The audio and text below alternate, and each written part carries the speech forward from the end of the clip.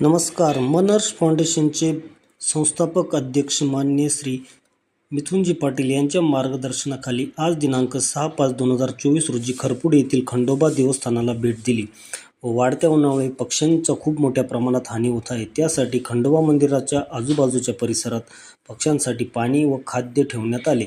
या कामात आपले मनर्स फाउंडेशनचे टीम अन्य श्री गोकुळ भांबरे, श्री राहुल देवरे, श्री बापू पाटील, श्री शशिकांत धनगर, श्री नितीन पाटील यांनी सहकार्य केले व सतत पर्यावरणाच्या कामात अग्रेसर राहतात.